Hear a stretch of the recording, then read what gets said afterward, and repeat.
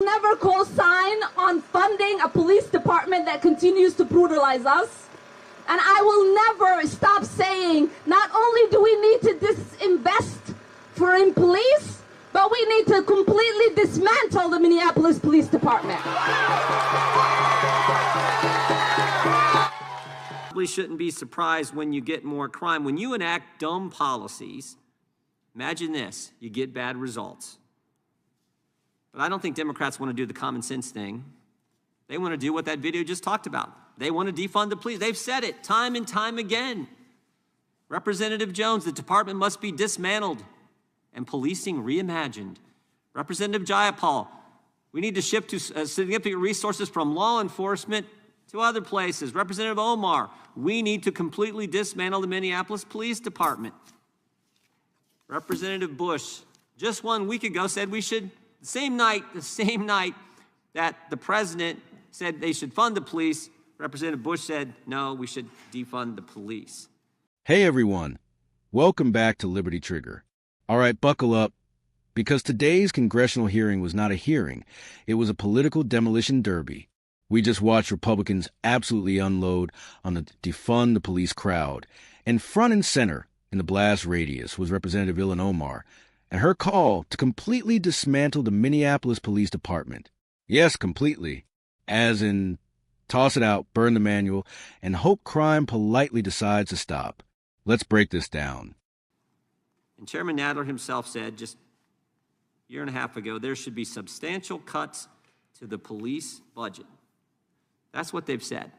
That makes no sense. The American people get it. All this reimagination from Democrats has been a disaster in every single policy area. Energy, crime, inflation, the border, you name it. Americans want safe streets, they want affordable gas, and they want freedom. Democrats have given us record crime, record inflation, and Dr. Fauci. So I hope today's hearing will allow the Judiciary Committee, in particular the Subcommittee on Crime, to begin to focus back in on common sense policies that work for the American families and the American people. That's what I hope is the result of this hearing. She said, and by the way, she was vice chair of the crime subcommittee in the last Congress. She tweeted, "It's not a slogan, it's a mandate for keeping our people alive. Defund the police," in all caps. Then she said that defunding the police is not the problem, that's the solution, and we have to do that to invest in our communities.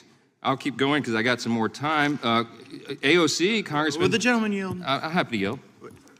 The gentleman just reflected that the person that House Democrats chose to chair the crime subcommittee... You heard that right. ...said that it was a mandate to defund the police.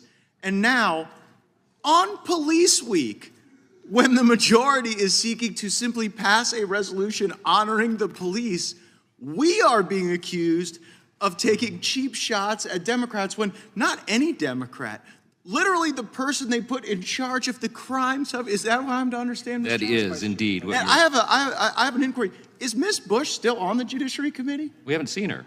No, but it's an honest question. Is she on the? She has a name tag down there.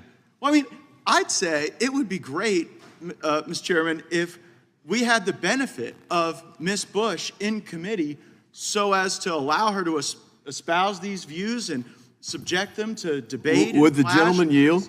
No, it's my time. I'm sorry, I'll yield back to Mr. Johnson. Well, I will gladly, upon the opportunity to take time, engage in a call. I just want to ask about your ATF defund. Well, no, hold on.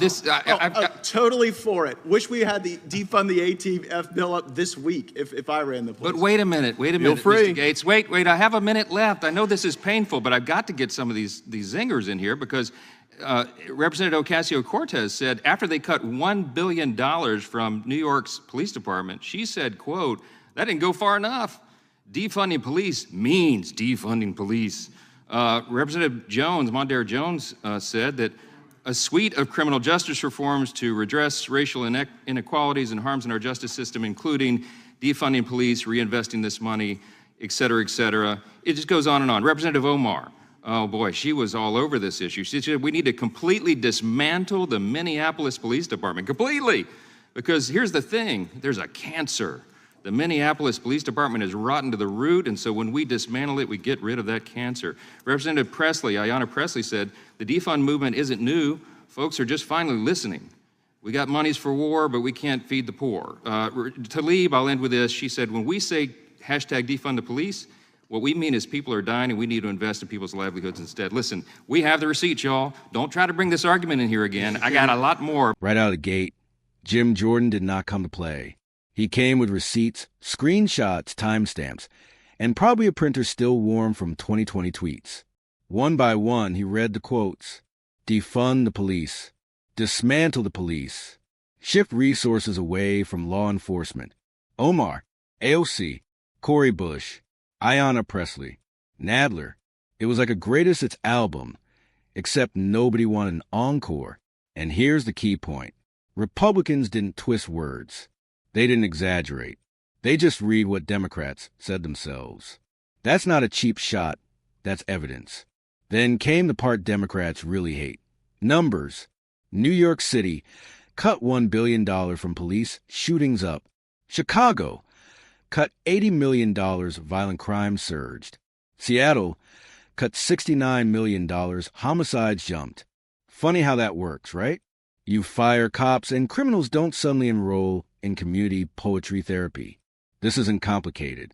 You don't put out a fire by getting rid of the fire department. Here's what really stood out to me. When Republicans asked, is Cori Bush here to defend these views? Crickets. No Democrat jumped in to say, yes, we still support defunding police. No one owned it, because now that crime is up, suddenly everyone's pretending this was just a misunderstood slogan. No, it wasn't a slogan. It was a policy idea, and it failed. Mike Pence summed it up perfectly. America doesn't need fewer police. We need stronger communities working with law enforcement, and that's the part Democrats still don't get. Americans want safe streets, affordable gas, freedom, not social experiments dreamed up on Twitter at 2 a.m. Look, you can criticize bad policing. You can demand reform. But dismantling the police? That's not bravery. That's recklessness. This hearing wasn't about politics. It was about reality finally catching up to radical ideas. So now I want to hear from you. Was this hearing fair, or was it long overdue? Drop your thoughts in the comments. Like, subscribe, and I'll see you in the next one.